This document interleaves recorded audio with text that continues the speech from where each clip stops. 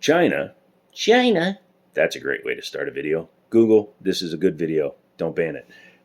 China is a little bit lax when it comes to enforcing copyright law, trademarks, etc. And because of that, we have tons of stuff that looks just like an original thing. So here's where we're going to start. This is my Springfield operator a la Wilson Combat. This is like a Singer Porsche. Singer takes Porsches, rebuilds them, and then they're technically a new gun. That's what's happened to this gun. This gun was sent to Wilson Combat. It was completely rebuilt, has all Wilson Combat parts except for the barrel, frame, and slide, because those are good. Yeah, everything else, hammer, extractor, everything is Wilson.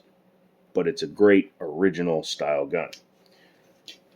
This is Chinese. This is in 1911, also chambered in 45 ACP.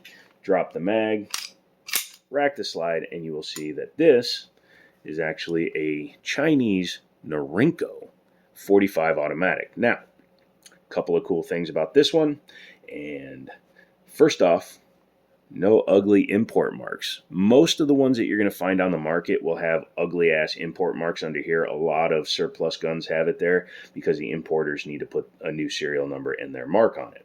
However, this is an older import and it came through Canada, so it just has made in China by Norinco, and it was shipped into Ontario, Canada, and then eventually made its way down here to the US. So that is pretty cool. This is a gun that is not marred with those ugly dot matrix style printing importer marks. So that's cool. Also, you can see here it does have the traditional model of the 1911 A1. That is something that Chinese translations do a lot. Obviously, they were trying to copy a Colt, and I believe the Colt says the model of 1911, so close enough. We have 1911 at home. This one, also being a 45, is a direct copy of the original style A1, which in and of itself is the second revision of the model of 1911. Colt introduced the 1911. Well, technically it was adopted by the U.S. military in 1911, and it served for, wow, all the way up until 1985. So a very long and storied history with the U.S. military. Now this is an A1 in that it has the extra cuts for the finger grooves here, and it has the raised rear mainspring housing, a la the A1. Also the fact that it says model 1911 A1 on it. So China has been producing these things for quite a while. The Norinco company, which I believe is Northern Industry Cooperation or Corporation, Norinco, they've been making guns for a long time. I have one of their SKSs, or I traded it. I think I'm buying it back. But an SKS, this 1911, and they do other firearms. However, the bans issued, I believe, by George W. Bush, not HW, but the Dub in 93. Sorry, I just froze my brain by saying dub. But anyways, those banned anything that wasn't a sporting shotgun, sporting ammunition, etc. And this is obviously not a sporting handgun, so they were banned. But for, I believe, 43 years, they were brought into the U.S., and it's not a bad recreation, and you'll see that as we go through it. Taking a look at it, it does have an adjustable trigger in it, so that's obviously been changed at some point in its life. Is that a bad thing? Not really. It's a 1911.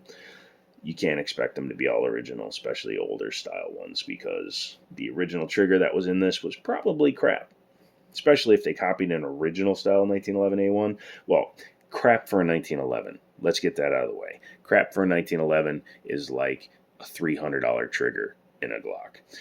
Has the standard slide lock, slide release right up here in front of the plunger tube with your external manual safety, a spurred hammer, and a grip safety, not a beaver tail. For comparison, although this one does have the same trigger style in it, you will see this one has an extended slide lock, slide release, easier to hit, slightly bigger mag release, extended ambidextrous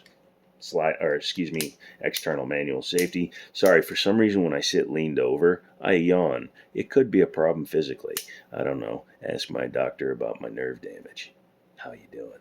But yes, coming back here, skeletonized hammer protected by a generous beaver tail with a very large memory notch and a flat rear main spring housing. And because this gun came from a different manufacturer than Wilson, it did not come from Wilson with checkered front straps, so I will be putting some grip tape there because I like extra grippy guns. Who knows, maybe I'll go Ultimate Blasphemy and put the Packmeyers on there. You will see there is a little bit of a length difference in the grips. This is more of a newer style I've seen on the Springfield Emissary. Could also be the fact that these Packmeyers were not made for this style gun. These might be made for a newer gun. Getting that out of the way. The steel that the Norinco 1911s are made out of is purported to be extremely dense, like railroad tie steel. I believe it's classified as 5100, which is pretty damn impressive. I've heard tale that you can actually break bits while trying to cut the slides. Has much better than original 1911 front sight. So you can put some high vis on there. You can see it's nearly as high as my night sight front sight from Wilson Combat. Has the traditional GI rear sight, but as you can see, it's actually a pretty good size notch. So when you're getting a sight picture, it works pretty well. Nice little bit of striations on the hammer back here, clear, so that you can easily grab it if you need to. I say easily, I have non-functioning hands sometimes and it's very late. Light enough spring that you can do the FU press check if you want to. Half-length guide rod with a plunger and the standard barrel bushing. Yes, I could go motard and put my Punisher bushing on here, or compensator, depending on which way you look at it, but I'm not going to do that. I'm also not going to change the back strap, even though it is a rear main spring housing that's raised and it has a lanyard. I believe it's original to this gun, and I don't feel like changing it out because I kind of like the aesthetic of an old school gun and the aesthetic of a new school gun.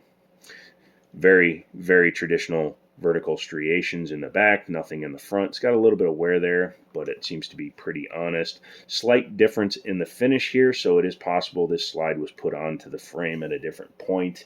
I know a lot of Canadian guns actually came in without all their parts for some reason, and they were assemblies like my Para Ordnance 45, which is a Canadian-built gun that was frame only and kit bashed. So we'll be taking a look at that one at another point too. I like how the barrel sits pretty much flush on there. It's less proud than like the Springfield has. These Packmeyer grips actually feel really good because it gives it a simulated front strap checkering, which I do like. Grip is pretty good. I do prefer a finger groove, kind of like what Wilson did here. I may actually be changing these grips out just because I prefer a finger groove that comes all the way back. I don't know why, I just do for one-handed manipulations. I don't like my finger being kind of halfway into the groove. Again, personal choice. Let me know what you do down in the comments. I also got to pull that screw out because it's got some rust going on it, and we don't want that. Let's talk about the trigger. The worst 1911 trigger outside of like a California or Massachusetts compliant one with the 10.5 pound trigger. Any real 1911 trigger that isn't from a communist state is usually pretty good. This one is an adjustable trigger, which means it's definitely not the original trigger, and it's pretty damn nice in this gun. So it's all the way in, so it acts like a short pull trigger and drops. Yeah, it tested out at 4.1 pounds on my trigger line gauge, but it's super smooth. The reset is a little bit long. It's actually where the brake is, so it's not as crisp as like my Kimber was. By the way, I sold my Kimber to get the Springfield, but overall, it's actually pretty damn nice. I like that. Being a direct clone of a 1911, being single action, you do have to carry it cocked and locked if you want to carry with one in the chamber and ready to fire, because a 1911, number one, won't go unsafe without the hammer beam back, and number two, if you're carrying a 1911 without one in the chamber and the hammer back, you're basically carrying a paperweight. You might as well carry a knife or a hammer. So overall, I like the controls of a 1911. The first gun I purchased was a 1911, and I can run 1911s pretty damn well. Accuracy is a question here. For a comparison, having a giant release on the Springfield Combat or the Wilson Armory, however you want to put it. That's very definitive. I like that. The extended slide lock, slide release, and the extended or slightly larger mag release button. Although it's still not enough, I think the person left the original Springfield. I might change that for a slightly prouder one. But very similar trigger, but you can see the trigger has the same kind of action, but this one is at about 3 pounds, so nearly a pound lighter, and much more tactile reset. You can see it actually forces my finger out. One thing about 1911s, they've been around so long that compatibility is not an issue. This is a Mech-Gar from a Springfield Emissary I owned, and as you can see, fits into the gun. No magwell, so it sticks just a little bit because I carry with the magwell, so most of my mags have these footy thingies on it. I know they're base pads, shush, but put footy thingies in the comment if you made it this far. But as you can see, it does lock back the gun. Slide lock, slide release works. Everything functions as it should. Conversely, this was the mag that was in this gun, and nope, that wasn't it. Yeah, this was the mag that was in the gun.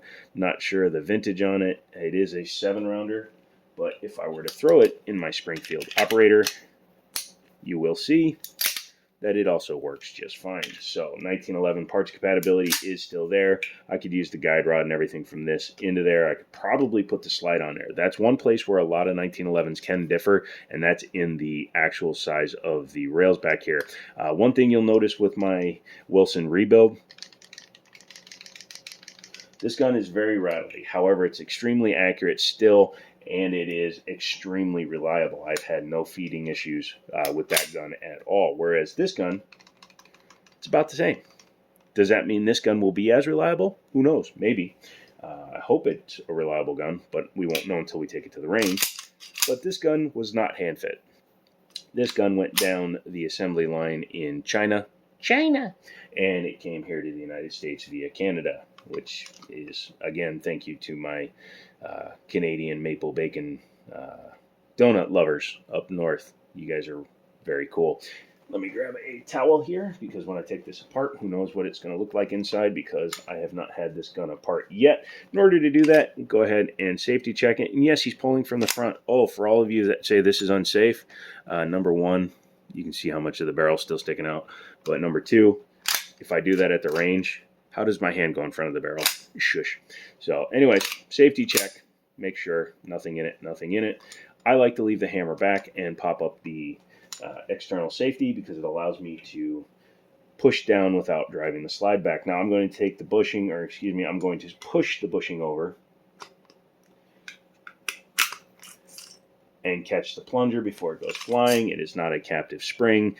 Newer guns, you'll see that this thing would actually stick onto the guide rod, but I think it was on backwards because the flat end was sticking up into the plunger. Anywho, once you've done that, you can go ahead and drop your safety. Bring your gun back to the takedown spot. By the way, this one does have the idiot mark. You can see that before I take it apart. Just some video evidence for when the Kuhns buy this gun from me. I want them to know it wasn't my fault. Take your slide lock, slide release out, and do that. Ryan or Brandon, whoever buys it, they're made to do that. But we'll get back to that one in a second. As you can see, half length guide rod and just a standard plug, or excuse me, bushing. Don't know if it's the original one, but it looks fine to me. Going ahead and popping down the link, you can pull the barrel out of the front. I will say that it feels rough inside of it, and looking inside of it, I am not wrong.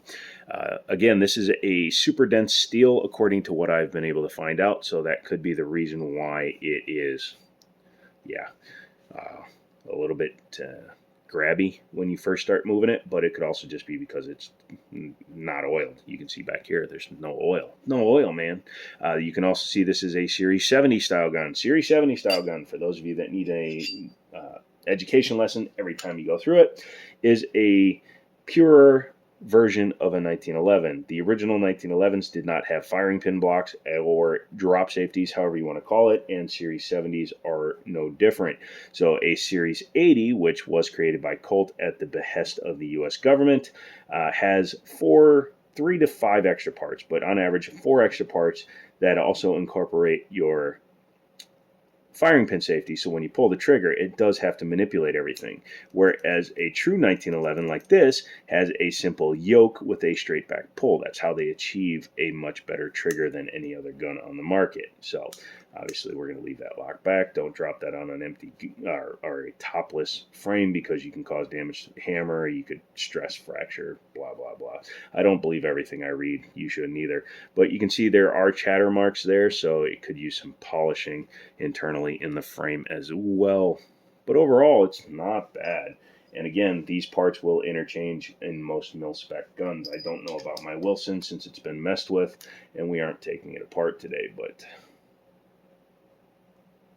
sorry, was looking at the carbon buildup. I shot some Fiocchi or Cellar and Bellet 45 the other day, and it was very dirty. I couldn't figure out why. Story for another day. What do you say we put her back together? Okay, well, drop your slide. It's fine. Just slide. Take your barrel. Make sure the link is down forward or down backwards as you're putting the barrel in. You will feel it lock up. You can then take your barrel bushing, which I forget on a lot of times, and slide it all the way over so that it's that way when you're holding the slide this way. Take your guide rod, pop it in. Actually, I'm going to grab my oil. Like my tattoos are coming along. Got the biceps done finally, or the one bicep. Speaking of which, Wilson Combat Lube. I love this stuff. Put a drop here in the drop link and just a little bit here on the rails. Don't need a lot, but you should always have some lube in your 1911. Doesn't have to come pouring out, but it always helps to have it with just enough oil to stay slick, so it doesn't chatter like it was doing. That could have been because it was run dry, or it could have just been manufacturing issues. But anyways, Wilson Combat Lube, I highly recommend it. I use it on all my guns, and it has never seized up or dried out on me. No link, just wanted to mention that. So take your guide rod, put it in. Typically, I will run the flat end. You can see it's closed there, open there. I usually run the flat end on the guide rod itself so that it is just completely flat and back against there. There's no bushing, so this gun doesn't short stroke or anything like that. So it's nice to have just a little bit of a flusher fitting spring. And a lot of people will tell you that doesn't matter. It can if you know your guns. So don't listen to everybody that you see on the internet, kids, but you know, you can listen to your old Uncle Joe. Once you get it lined up, I like to take the slide lock slide release, drive it through the trigger guard so that you can make sure that it's not going anywhere, make sure the barrel is locking in place. Then you run it back forward to the assembly notch, lift up so you avoid your idiot mark, bring it down right before the plunger, push up. Oh, very tight, very tight. Hold on a second. There we go. Had to use one of Grandpa's little helpers in order to get in there. The plunger is super tight with the spring, so maybe somebody's changed that too. But once you've done that, go ahead and bring it back, lock your safety in, put your plunger back in, start your plunger. I always use a polymer base pad. That way you won't scratch the gun, and you get it in place. Obviously, I have a 1911 tool. I just didn't grab it. Then rack it a few times, get that oil going. And you can already see and hear that gun was completely dry. So just that little bit of oil, test fire, and you're good to go. So why did I pick this up? Well, it was a bit of a curiosity, and it was at my buddy's shop. So I'm going to have some fun with it, but I'm probably going to sell it on to my collector buddies, because I like to take guns like these and make sure they get into the hands of people that are going to respect them. I don't make any money when I do it, so once you guys get it, the Cunes, I hope you guys enjoy it. If you want to see it being shot, I will make a couple of shorts at the video, probably going to go, or shorts at the range.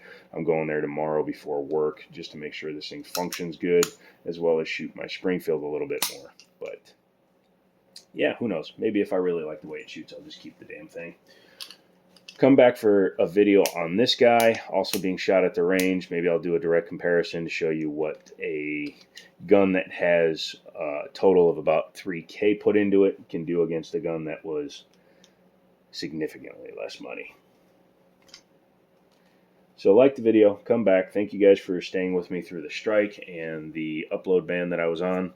I'm back now. Hopefully we can get cranking. So come back for more videos. Thank you guys so much for watching what you did watch. Come back for the next one. And as always, I'll talk to you later.